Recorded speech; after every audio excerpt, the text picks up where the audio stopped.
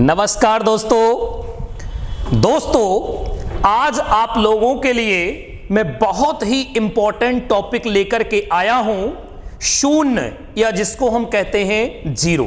दोस्तों, जीरो कहने से तो बहुत छोटी चीज आपको लगती है जीरो, लेकिन जीरो आपकी जिंदगी में, जीरो मैथमेटिक्स में या जीरो आपके पूरे एजुकेशन में बहुत ही इंपॉर्टेंट रोल अदा करती है। लेकिन जैसा मैंने अभी तक देखा कि बहुत सारे बच्चों ने कमेंट्स किया कि जीरो के बारे में लोगों की गलत अवधारणाएं हैं, गलत नॉलेज है। मतलब कहने का यह है कि अभी तक आपको जीरो के बारे में अच्छे से किसी भी टीचर ने नहीं बताया है। तो दोस्तों, अगर जीरो का कंप्लीट नॉलेज आप चाहते हैं या कंप्लीट जानकारी चाहते हैं तो इस वीडियो को लास्ट तक देखिए और फिर महसूस करिएगा कि जीरो से रिलेटेड कोई भी प्रश्न आपका नहीं फंसेगा। यह मैं आपको गारंटी आपको देता हूं। आइए देखते हैं, स्टार्ट करते हैं शून्य। जैसा कि बच्चों आप लोग शून्य या जीरो के बारे में आज सुनो ध्यान से और कंसंट्रेट होकर देखो। अगर हम जीरो की बात करते हैं तो दोस्तों हमारे समाज में दो वर्ड यूज होते हैं, एक आविष्कार यूज होता है और एक खोज यूज होती है। तो दोस्तों अक्सर लोग कहते हैं कि जीरो का आविष्कार किसने किया। क्लियर, जीरो का आविष्कार किसने किया? तो दोस्तों आप कभी नहीं बता सकते कि जीरो का आविष्कार किसने किया, क्योंकि किसी एक पर्टिकुलर व्यक्ति का नाम आपके सामने नहीं आएगा। और खोज का मतलब, असल में आविष्कार का मतलब क्या होता है कि जिस पेन को हमने क्या किया, मैन्युफैक्चरिंग करके बनाया।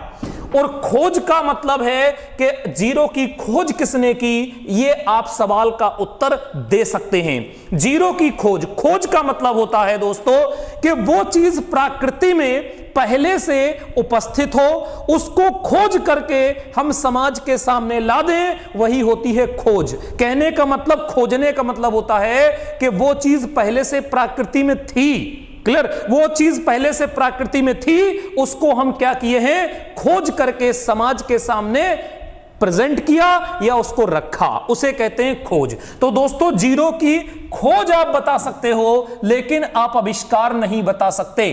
क्यों नहीं बता सकते, थोड़ा सा चर्चा करते हैं 1 मिनट के लिए। दोस्तों जीरो का आविष्कार लाखों साल पहले, क्लियर, लाखों साल पहले माना जाता है। जैसा कि आपने युगों के बारे में सुना होगा, सतयुग, कलयुग, द्वापर, त्रेता, है ना, बहुत सारे युग आपने सुने। तो अगर दोस्तों हम बात करें कि लाखों साल पहले, तो जो जीरो का आविष्कार होता है वो कब होता है, कलयुग में माना जाता है। जीरो की जो खोज हुई है वो कब हुई है, कलयुग में। कब हुई है, ध्यान से देखना दोस्तों, कलयुग में, क्योंकि आर्यभट्ट का पैदा हुए थे कलयुग में। क्लियर, आर्यभट्ट कलयुग में थे। और अगर हम बात करें कि इसके पहले क्या जीरो नहीं थी, तो इसके पहले जीरो लोग मानते हैं। दोस्तों कब मानते हैं, अगर हम रावण के 10 सिर किसने गिन के बता दिए। एक क्वेश्चन है आपके सामने कि रावण के 10 सिर थे, ये किसने गिन के बता दिया कि रावण के 10 सिर थे। क्यों? क्योंकि रावण का जो युग था वो त्रेता युग था। क्लियर, वो त्रेता युग था, इसका मतलब है त्रेता युग में रहा होगा। क्लियर। फिर दोस्तों अगर हम बात करें कि बौद्ध काल की, तो बौद्ध काल में भी जो बौद्ध थे वो क्या करते थे, पहेलियों को बुझाने के लिए, समझाने के लिए, क्लियर, वो भी जीरो का यूज करते थे या शून्य का यूज करते थे। क्लियर, लेकिन उसका नाम जीरो नहीं था। फिर दोस्तों अक्सर आपने सुना होगा कि जीरो हमारी भारतीय संस्कृति में व्यवस्थित थी या प्रेजेंट थी। अब भारतीय संस्कृति हमारी कितनी पुरानी है, उठा करके देखो, लाखों साल पहले, 200-250 साल पहले की बात है। क्लियर। अब हम अगर बात करें कि अक्सर आपने सुना होगा कि जीरो का आविष्कार चाणक्य ने किया। कुछ लोग कहते हैं कि किताबों में लिखा हुआ है। दोस्तों चाणक्य कब थे, क्लियर, वो चाणक्य जब यूज करते थे तो उसका नाम जीरो नहीं होता था। चाणक्य जब जीरो का यूज करते थे तो जहां पर वो अपना अध्याय बंद करते थे वहां पर इस तरीके से पॉइंट लगा देते थे। क्लियर, पॉइंट लगा देते थे ताकि कल से जब वो पढ़ना शुरू करें तो वहीं से वो स्टार्ट करें। वो यूज करते थे जीरो उस समय, क्योंकि जो तक्षशिला यूनिवर्सिटी में बुक्स मिली जिसको चाणक्य पढ़ा करते थे, क्लियर, उसमें जीरो का जिक्र हुआ नहीं था, बट जीरो वहां पर अवेलेबल थी। क्लियर? इसलिए तो दोस्तों कहने का मतलब यह है कि इस धारणा में अगर आप पढ़ोगे, क्लियर, तो तक्षशिला यूनिवर्सिटी में भी इसका यूज किया करते थे लोग। तो आज के बाद आपको खोज पर विशेष ध्यान नहीं देना, क्योंकि आप खोज नहीं बता सकते, क्लियर? खोज की एग्जैक्ट जानकारी कभी किसी को नहीं है और ना किसी किताब में दी गई है। अब हम चर्चा करते हैं अपने मुद्दे पे, ठीक है? तो देखना ध्यान से, खोज पूछेगा तो अलग बात है और आविष्कार पूछेगा तो अलग बात है। अब क्या था कि दोस्तों जीरो की खोज किसने की? तो जीरो की खोज की है आर्यभट्ट ने। जीरो की खोज किसने की है दोस्तों? आर्यभट्ट ने। आर कब थे? कलयुग में आर थे, क्लियर? आर्यभट्ट कलयुग में थे। और आर्यभट्ट ने की, तो आर्यभट्ट ने कब की? 5वीं शताब्दी में। इस समय कौन सी चल रही है? 21वीं शताब्दी चल रही है, क्लियर? लेकिन जीरो की खोज आर्यभट्ट ने कब की? 5वीं शताब्दी में की, क्लियर? और आर्यभट्ट थे कहां के? आर्यभट्ट दोस्तों इंडिया के थे या भारत के थे? भारत में कहां के थे? बिहार। और बिहार में कहां के थे? पटना, क्लियर? बिहार में कहां के? पटना। तो इतने प्रश्न को आपको याद रखना है कि जीरो की खोज किसने की थी? जीरो की खोज दोस्तों आर्यभट्ट ने की। और किस शताब्दी में की? तो दोस्तों 5वीं शताब्दी में थी। वो युग कौन सा था? कलयुग था, क्लियर? कलयुग था। अब दोस्तों तीसरा, अगर आपसे पूछे कि जीरो की खोज हुई कहां, तो जीरो की खोज भारत में हुई, क्योंकि आर्यभट्ट आपके कहां के थे? भारत के थे। इन्होंने खोज की और उसको रिप्रेजेंट किया, ठीक है? तो अब आगे की तरफ बढ़े, भारत में बिहार और बिहार में पटना, ठीक है? अब हम बढ़ते हैं जीरो के नेक्स्ट पॉइंट की तरफ। देखो दोस्तों, जीरो में अगर हम नेक्स्ट पॉइंट करें तो जो 1 से लेकर के, ध्यान देना, 1 से लेकर के 9 तक की संख्याओं के बारे में अभी तक किसी को नहीं पता कि ये संख्याएं कहां से आई। इसीलिए इनको हम क्या कहते हैं? नेचुरल नंबर या प्राकृतिक संख्या। लेकिन शून्य का आविष्कार हमें पता है, किसने किया? आर्यभट्ट ने किया। तो जब शून्य मिली तो ये हमारी क्या बन गई? दाशमिक प्रणाली system, clear? Decimal number system, क्योंकि इसमें कितने हो गए? 10 हो गए। देख लो, 1 2 3 4 5 6 7 8 9 10, क्लियर? इसी डेसिमल नंबर सिस्टम से पूरे मैथमेटिक्स का निर्माण हुआ है, क्लियर? अब आगे चलते हैं। कुछ बच्चे यहां कंफ्यूज करते हैं कि सर ये बताओ कि जो जीरो है क्या वह संख्या है या नहीं है?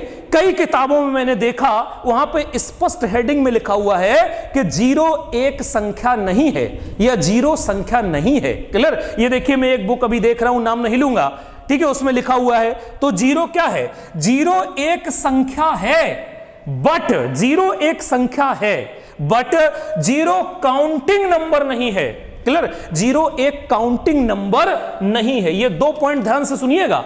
जीरो एक संख्या है, लेकिन जीरो एक काउंटिंग नंबर नहीं है। कहने का मतलब यह है दोस्तों कि जीरो अकेले कुछ नहीं कर सकती। अगर जीरो ऐसे रखी है, जीरो अकेले कुछ नहीं कर सकती जब तक ये किसी संख्या के या काउंटिंग नंबर के आगे पीछे ऊपर नीचे यूज नहीं होगी, क्लियर? ऊपर नीचे आगे पीछे कहीं भी जब तक ये काउंटिंग नंबर के आगे पीछे ऊपर नीचे, क्लियर, यानी कि प्लस माइनस भाग गुणा जब तक नहीं करोगे तब तक जीरो हमारी क्या है? यूजलेस है। जीरो का कोई भी मतलब नहीं है, क्लियर? क्या हो जाएगी? Not countable. इसको आप काउंट नहीं कर सकते, ठीक है? काउंटेबल, ये काउंटेबल नंबर नहीं है। 2 पॉइंट एकदम क्लियर हो गया, समझ में आ गया सही बच्चों के? जीरो तब तक कुछ नहीं कर सकती जब तक ये किसी के आगे पीछे ऊपर नीचे ना लगे, तब तक जीरो का कोई रोल नहीं है, ठीक है भाई? चलें आगे की तरफ। तो ये पॉइंट समझ में आ गया। जैसे एक क्वेश्चन देखो है, ये क्वेश्चन एग्जाम में भी पूछा जाता है। क्या है क्वेश्चन बच्चों? संख्या पद्धति में नंबर सिस्टम में संख्या पद्धति में एक अंक से कुल कितनी संख्याएं बन सकती हैं, क्लियर? एक अंक से कुल कितनी संख्याएं बन सकती हैं? तो दोस्तों एक अंक से इसे हम काउंट नहीं करेंगे। क्या होता है? 9 × 10⁻⁻⁻1। तो अगर हम यहां पर रखेंगे 9 × एक अंक से चाहिए तो बच्चों 1 - 1, एक क्या हो जाएगा, तो यहां पर 9 इंटू 10 टू द पावर 0, और किसी भी संख्या के पावर 0 ऑलवेज वैल्यू 1 होती है। इसकी वैल्यू 1 हो गई तो कितने बनेंगे, 9। तो संख्या पद्धति में एक अंक से कुल कितनी संख्याएं बन सकती हैं, तो कितनी बनेंगी, केवल और केवल 9 बनेंगी। ठीक है, ये क्वेश्चन आपका पूछा जाता है और बच्चे इसको 10 करके चले आते हैं, जो कि ये गलत है। ठीक है, कितनी बनेंगी, 9 बनेंगी। इसीलिए तो यहां लिखा है कि 0 एक संख्या है लेकिन काउंटिंग नंबर नहीं है। ठीक है भाई, कॉन्सेप्ट क्लियर सभी का। चलो अब आगे की तरफ बढ़ते हैं। नेक्स्ट चीज देखो, ध्यान से समझना सभी बच्चे, क्योंकि बहुत इंपॉर्टेंट चीज बता रहा हूं। आधे से ज्यादा बच्चे को ये चीज पता नहीं होती है। पूरी इसकी थ्योरी आज देख लो। यहां पर बच्चों लिखा हुआ है, शून्य एक विशेष प्रकार का पूर्णांक होता है। क्लियर, एक विशेष प्रकार का इंटीजर होता है। 0 एक विशेष प्रकार का इंटीजर होता है। शून्य उदासीन या न्यूट्रल नहीं होता है। क्लियर, कई किताबों में मैंने देखा उसमें स्पष्ट लिखा हुआ है 0 एक उदासीन होता है। नहीं, 0 उदासीन नहीं होता है। ना तो इस पे पॉजिटिव चार्ज होता है। इंटीजर आपने देखा होगा, अगर इधर चलेंगे तो +1, इधर चलेंगे -1, यहां पर क्या होता है, 0 होता है कि नहीं। तो दोस्तों पॉजिटिव इंटीजर, नेगेटिव इंटीजर और 0, तो 0 को लोग क्या कर देते हैं, उदासीन, या उसको कह देते हैं न्यूट्रल। नहीं, 0 को आप न्यूट्रल नहीं कह सकते। 0 एक विशेष प्रकार का इंटीजर होता है।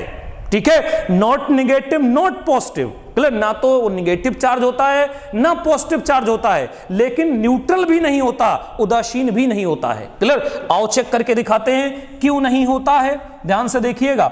अगर हम बच्चों बात कर लें जोड़ की, ठीक है, अगर हम पहले बात कर लें जोड़ की, तो जोड़ में जरा देखो, x + 0 = x, तो आप कहोगे सर ये तो न्यूट्रल हो गया, उदासीन हो गया। फिर अगर हम बात करें कि 0 + x = x, क्लियर, तो भी आप कहोगे सर ये उदासीन है। ठीक है, देख लेते हैं कैसे उदासीन है। अब यहां आ जाओ, अगर हम यहां पे बात कर लें कि x - 0 = x, but 0 - x = -x, तो कहां से उदासीन हुआ भैया, बताओ जरा, कहां से उदासीन होगा, क्योंकि यहां पर वैल्यू -x आ गई। राइट, अब आ जाओ थोड़ा सा आगे हम और चलेंगे, इसको थोड़ा सा मेट दे। ठीक है बच्चों, देखो मिटते नहीं, यहीं पे आ जाओ। अब हमने जोड़ कर दिया। अब देखो जोड़ की बात हो गई और घटाने की भी बात हो गई, दो चीजें हो गई। हमने जोड़ भी देख लिया और हमने घटाना भी देख लिया। अब हम गुणे की बात कर ले, तो बच्चों अगर हम कर दें x × 0 = क्या हो जाएगा, 0, क्योंकि 0 को किसी भी संख्या से गुणा करोगे ऑलवेज 0 ही आंसर देगा। क्लियर, फिर हम कर दें 0 × x = तो भी बच्चों क्या होगा, 0 होगा। समझ में आ गया। क्लियर, तो अब ये बताओ कि इसने जुड़ने से इसको भी 0 कर दिया, तो ये न्यूट्रल कहां है, उदासीन कहां है। Clear, not negative not positive, but एक विशेष प्रकार का क्या है, एक विशेष प्रकार का पूर्णांक है। क्लियर, एक विशेष प्रकार का पूर्णांक है। अब हम बात करेंगे डिवीजन पे। क्लियर, तो इसको सभी बच्चे देख ले, नोट कर लें जल्दी से। अब हम बात करेंगे डिवीजन पे। ठीक है, चलो मैं दूसरा ले रहा हूं। अब हम बात करेंगे डिवीजन पे, तो ध्यान से देखना, डिवीजन का मतलब क्या होगा। अगर बच्चों हम बात करें डिवीजन पे, तो यहां पर 0/x, क्लियर, तो वैल्यू कितनी हो जाएगी बेटा, 0। अगर हम बात करें यहीं पे x/0, तो वैल्यू हमारी कितनी हो जाएगी, इनफाइनाइट, या इनफाइनाइट को हम क्या बोलते हैं, अनडिफाइंड। क्या बोलते हैं, अनडिफाइंड। क्लियर, इसे डिफाइंड नहीं किया जा सकता। ठीक है भाई, दोनों चीज को समझ लो, ये हो गया और ये हो गया। एक तीसरी चीज हम आपको और बता दे रहे हैं, ध्यान देना।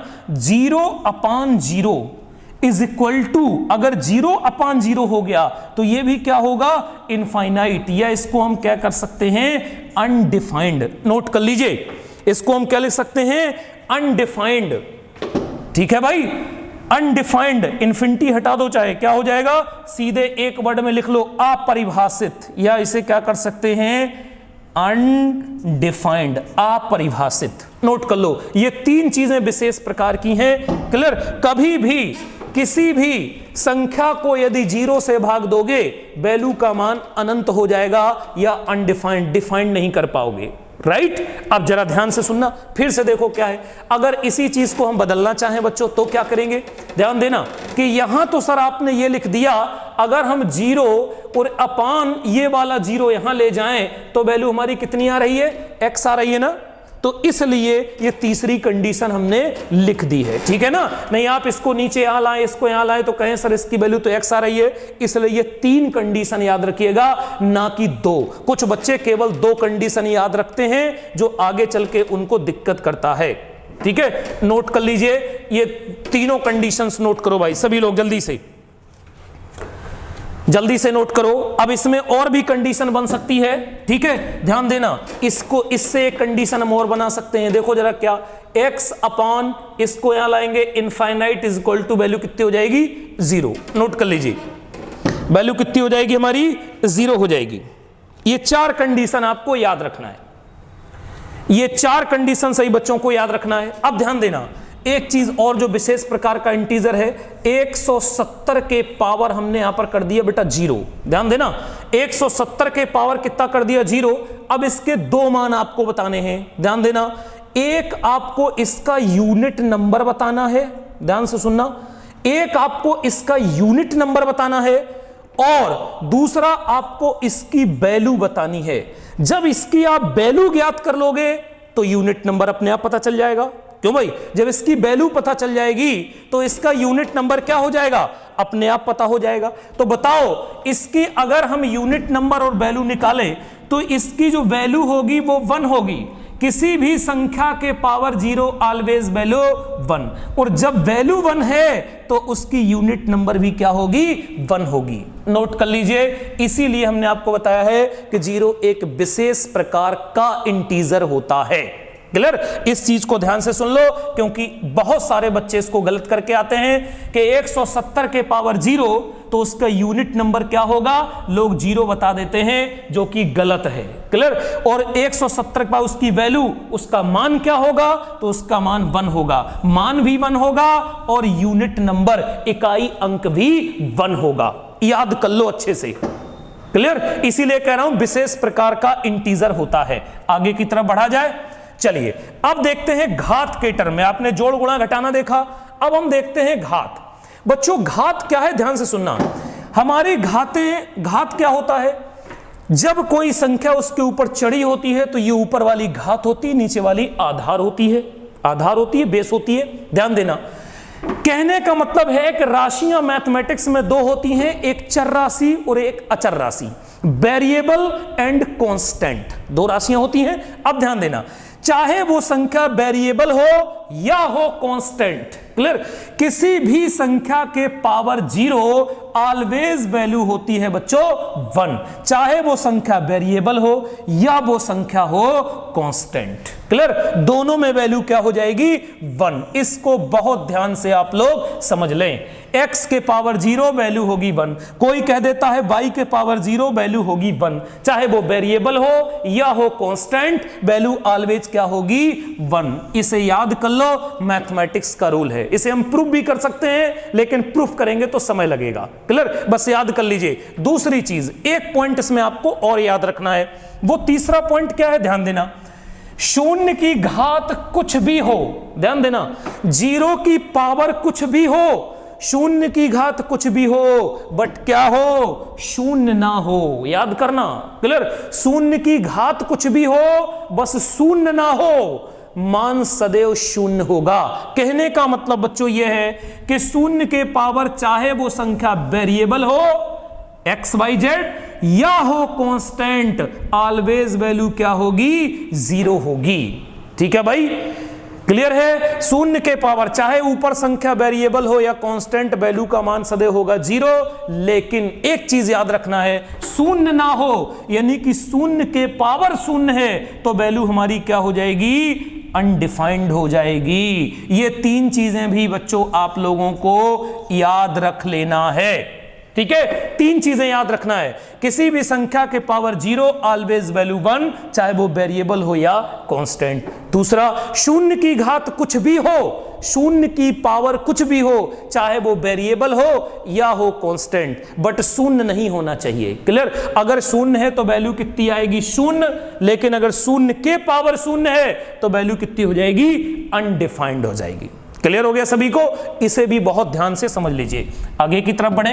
देखो बच्चों, शून्य में अगर हम बात करें कि शून्य का, अगर शून्य का वर्ग देखें, क्लियर, शून्य का वर्ग, अभी मैंने आपको दिखाया कि शून्य का अगर वर्ग करोगे, शून्य के पावर कुछ भी हो, चाहे वेरिएबल या कांस्टेंट, वैल्यू, इसको बेटा क्या लिख सकते हो? 0 इंटू 0, और 0 इंटू 0 अगर हम करेंगे तो वैल्यू कितनी हो जाएगी? 0। क्लियर? अभी बताया हूं जस्ट कि शून्य के पावर कुछ भी हो, वैल्यू क्या हो जाएगी? अगर यहां पर शून्य के पावर 3 हो तो भी क्या होगा? 0। यदि शून्य के पावर 4 हो तो भी क्या होगा? 0। क्लियर हो गया सभी का? एक कंडीशन सभी के समझ में आ गई। अब हमने वर्ग देखा, अब हम 0 का देख लेते हैं वर्गमूल।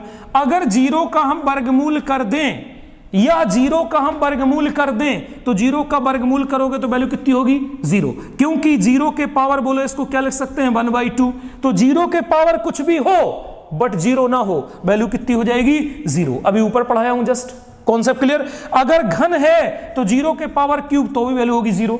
अगर घनमूल है, यहां पर 3 है, तो भी वैल्यू कितनी हो जाएगी? 0।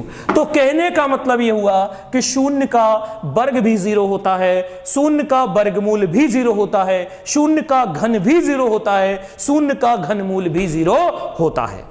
राइट? इसे आपको देखते ही कर लेना है। आगे की तरफ चलूं बच्चों, ध्यान से देखना। अब हम यहां पर बात करते हैं, एक ध्यान से देखना, यह बहुत इंपॉर्टेंट चीज है। शून्य एक सम संख्या होती है। पीसीएस 2008 में पूछा गया प्रश्न है, क्या शून्य एक सम संख्या होती है? यस, 0 एक सम संख्या होती है। सम संख्या किसे कहते हैं बच्चों? ध्यान देना, वे संख्याएं जो 2 से पूर्णतः डिवाइड हो जाएं। जैसे 2 है तो 2 से डिवाइड हो जाएगी, कितना हो जाएगा? 2 एकम 2 हो जाएगा। ध्यान देना। फिर एक चीज अगर हम कर दें कि 2 एकम 2, अगर हमने 2 से इसको भाग दिया तो 2 एकम 2 हो गया। अगर हमने 2 को 1 से भाग दिया तो बोलो कितना हो जाएगा? भागफल कितना हो जाएगा? 2। क्योंकि दुनिया में किसी भी संख्या को यदि 1 से भाग दिया जाए तो वैल्यू के मान पे कोई इफेक्ट नहीं पड़ता। क्लियर? जो था वही आंसर हो गया। लेकिन समान संख्या से यदि भाग देंगे तो भागफल कितना होगा? 1। भागफल कितना होगा? 1। अब यदि 2 को 0 से भाग दे दें, किसी संख्या को 0 से भाग देंगे तो वैल्यू कितनी हो जाएगी भैया? अनंत हो जाएगी। क्लियर? और 0 से 0 अगर कर दोगे तो भी हमने ऊपर बताया हुआ है, क्या हो जाएगा? अनडिफाइंड हो जाएगा। क्या हो जाएगा? अनडिफाइंड। कॉन्सेप्ट क्लियर हो गया सभी का? अब आ जाते हैं सम संख्या पे। ठीक है, अब देखो, सम संख्या का मतलब क्या है कि 0 एक सम संख्या होती है। क्यों होती है भैया? ध्यान से सुनो कि 0 को 2 से भाग देंगे तो कटना चाहिए ना, तो 0 को भाग देंगे तो बोलो कितना आएगा? 0। कितने बार भाग जाएगा? 0 बार जाएगा ना। 0 बार जाएगा तो इसकी वैल्यू होती है 0। लेकिन यदि 2 में 0 से भाग देंगे तो वैल्यू कितनी आएगी? इनफाइनाइट। इसलिए 0 एक क्या होती है? 0 एक सम संख्या होती है। राइट? 0 एक सम संख्या होती है। 0 बार भाग जाएगा ना भाई। चलो आगे की तरफ बढ़ें। अब हम चलते हैं नेक्स्ट पॉइंट पे। देखो, 0 एक परमेय संख्या होती है। क्लियर? 0 एक इवन नंबर होती है, 0 एक रेशनल नंबर भी होती है। रेशनल नंबर का मतलब क्या है? जिसे P/Q के रूप में लिखा जाए। But clear, Q does not is equal to 0 but P is equal to 0। Clear? समझ में आ गया दोस्तों? 0 एक परमेय संख्या होती है। 0 एक क्या होती है? रेशनल नंबर होती है। क्यों? अगर 0 लिखा हुआ है तो 0 के नीचे वाली संख्या 0 नहीं होना चाहिए। अगर नीचे वाली संख्या 0 हो गई तो ये वैल्यू हो गई अनडिफाइंड। क्लियर? नीचे वाली P का मान 0 हो सकता है बट Q का मान 0 नहीं हो सकता। इसलिए P का वैल्यू क्या हो गई? 0 एक क्या हो गई? 0/1 लिख सकते हो कि नहीं? तो P/Q यानी कि this is a rational number. 0 एक परमेय संख्या होती है। कंडीशन देख लो, जिसे P/Q में रूप में लिखा जाए, अंश अपान हर के रूप में लिखा जाए, but Q does not is equal to, नीचे का मान कभी 0 नहीं होना चाहिए। अगर नीचे का मान 0 हो गया तो वैल्यू हो जाएगी इनफाइनाइट। ठीक है भाई, इसलिए 0 एक परिमेय संख्या होती है। नेक्स्ट आगे की तरफ चलते हैं। एक चीज और समझो सभी बच्चे, यहां पर देखो क्या दिया गया है, किसी भी संख्या के आगे कितनी भी शून्य लगा दी जाए वैल्यू के मान पे कोई इफेक्ट नहीं पड़ता, लेकिन मैथमेटिक्स में आपके बहुत सारे रुके हुए काम हो जाते हैं या चल जाते हैं। जैसे देखो, अगर हमने यहां पर लिखा हुआ है 5, क्लियर, अक्सर आपने बैंक में देखा होगा या कहीं ऐसा कॉलम देखा होगा, जब कुछ नई संख्या बचती है तो आगे 0 लगा दो। इसके आगे अगर हम 3 0 लगा दें तो भी इसका वैल्यू बच्चों 5 ही होगा, क्लियर। अगर हमने यहां पर लिख दिया मान लीजिए 9, तो 9 के नीचे या आगे कितनी भी 0 लगा दो वैल्यू के मान पे कोई इफेक्ट नहीं पड़ेगा। हां, अगर आपने बाद में लगाई तो वैल्यू का मान चेंज हो जाएगा। 5 = 50 जैसे ही किया ये बराबर नहीं होगा, क्लियर। अगर 9 है और 9 के आगे जैसे ही 2 0 लगाई फिर कभी इसके बराबर नहीं हो सकता, क्लियर। क्या है, किसी भी संख्या के आगे कितनी भी शून्य लगा दो वैल्यू के मान पे कोई इफेक्ट नहीं पड़ता है, क्लियर। समझ में आ गया सही बच्चों के। नेक्स्ट पॉइंट आगे की तरफ बढ़ते हैं। नेक्स्ट पॉइंट बच्चों क्या है, ध्यान देना। नेक्स्ट पॉइंट है, दशमलव बिंदु के बाद कितनी भी शून्य लगा दो संख्या पर कोई प्रभाव नहीं पड़ता है। जैसे दशमलव बिंदु के बाद हमने यहां 5.3 लिखा हुआ है, 5.3 के बाद अगर यहां 5.3 आगे कितनी भी 0 लगा दो वैल्यू के मान पे कोई इफेक्ट नहीं पड़ने वाला है, क्लियर। क्लियर हो गया सभी का। जैसे हमने यहां पर कर दिया सिंपल सा, अगर यहां पर 6 लिखा हुआ है, 6 लिखा हुआ है, 6.000000 कुछ भी लगा दो वैल्यू के मान पे कोई इफेक्ट नहीं पड़ेगा। लेकिन अक्सर आपने सुना होगा भारतीय दार्शनिक प्रणाली में दशमलव के 3 अंकों तक भाग दिया जाता है, जिससे आपकी वैल्यू निकल जाती है, क्लियर। तो कहने का मतलब इस पॉइंट का यह था कि दशमलव बिंदु के बाद कितनी भी शून्य लगा दी जाए वैल्यू के मान पे कोई इफेक्ट नहीं पड़ेगा, ठीक है बच्चों। तो इतनी चीजें अगर आपने समझ ली, अब एक त्रिकोणमिति को भी देख लेते हैं कि त्रिकोणमिति में यह किस तरीके से वर्क करता है। अगर बच्चों हम बात करें कि sin 0 डिग्री, तो sin 0 डिग्री का मान कितना होता है, 0, जो बच्चे जानते होंगे।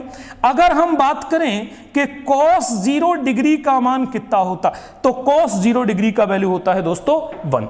अब हम बात करें कि tan 0 डिग्री की वैल्यू कितनी होती है, तो tan में क्या होता है भाई, sin/tan होता है। किसी संख्या को देंगे तो वैल्यू कितनी हो जाएगी, 0 हो जाएगी। क्लियर हो गया सभी को।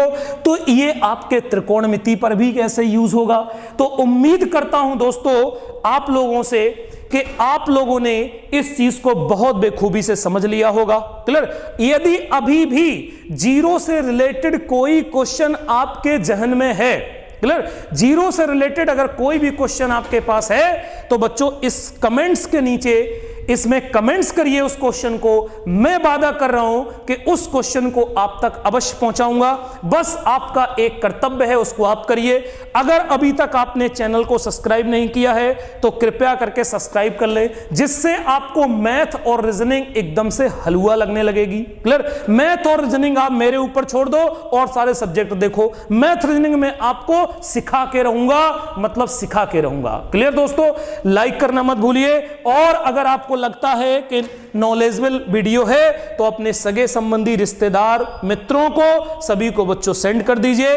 तो फिर मिलते हैं, तब तक के लिए bye bye, good night, take care, thank you सभी बच्चों को।